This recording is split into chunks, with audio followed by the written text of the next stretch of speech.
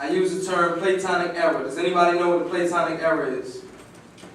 It's in the era that in 6000 BC And anybody else? The era when Plato traveled the world trying to take over the world. And It's just the time when Plato. 428 to 348 BC. 428 to 348 BC. Now, in our next lesson entitled The Elements, we are going to really be heavily involved in this time frame, what they call the Platonic era. Because, as we mentioned before, there's an opposite opinion that the Platonic era was, in fact, the death place of the classical elements. And we're going to explore that heavily in the next lesson entitled The Elements. So we're going to deal with this era, this Platonic era, 428 to 348 BC. Generally, it's the era of the philosopher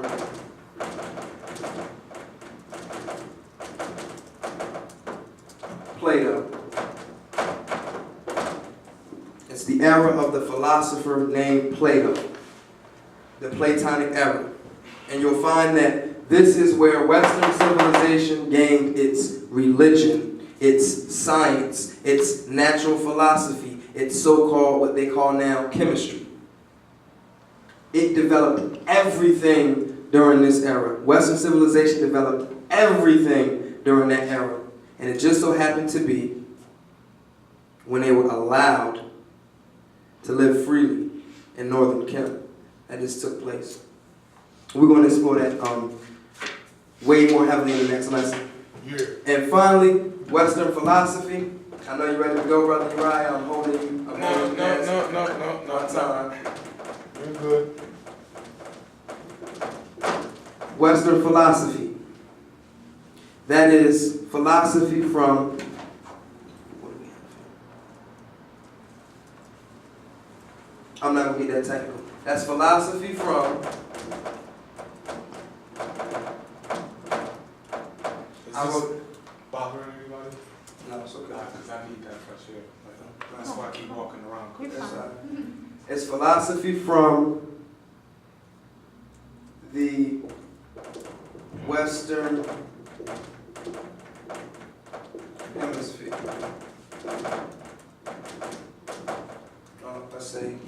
Let's not say that.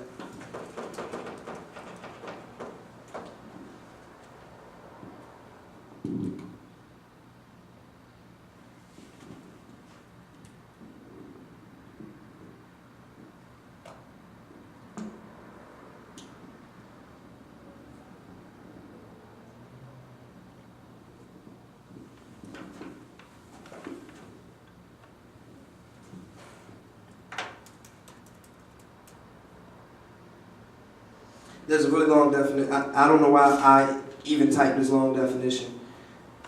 There is some things that need to be explained in terms of what Western philosophy is, but for the purpose of LIU lessons, just keep in mind, you can look this word up and get a technical definition. Keep in mind that anything related to Greece, Rome, Europe, and anything far east of northern, what they call Africa, and Arabia. Anything that's further east than Arabia from Africa is considered Western philosophy. Though some say that northern Africans or Kemetans fall into this category, but obviously we disagree with that heavily. So it's everything from Arabia east, meaning Caucasia, Eurasia, Asia,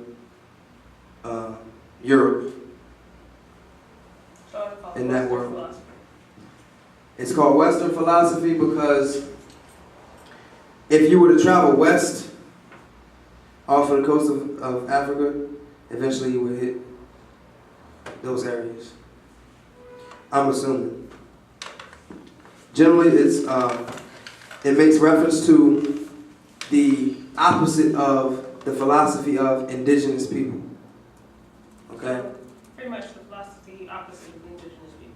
The philosophy, in terms of geographic location, we're talking anything east of Arabia. And in terms of the actual philosophy, we're talking anything opposite of indigenous philosophies.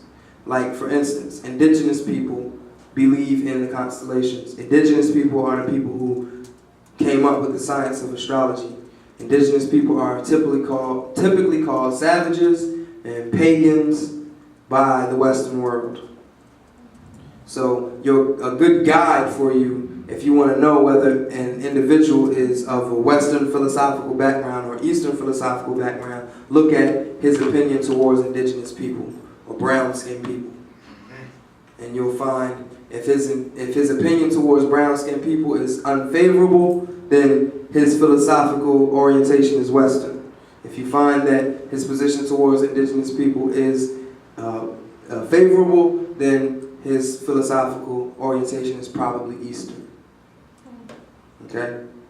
So, Eastern philosophy is indigenous, generally brown skin, and Western philosophy is, as Huey said, I would like to say as we are one today, let us be one in the future. Power to all of the people.